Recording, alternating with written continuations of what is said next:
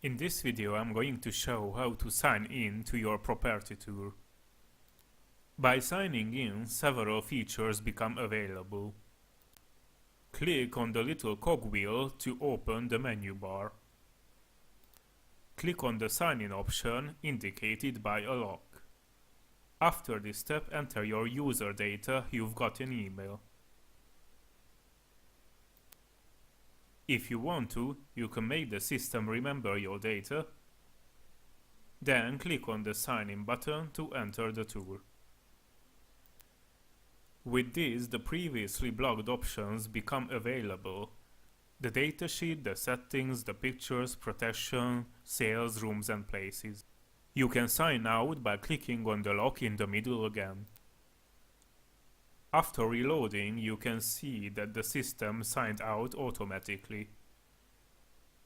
To be able to edit the tour, you have to sign in again. If you made the system remember your data, you just have to click on the sign in button to get access to the editing mode again.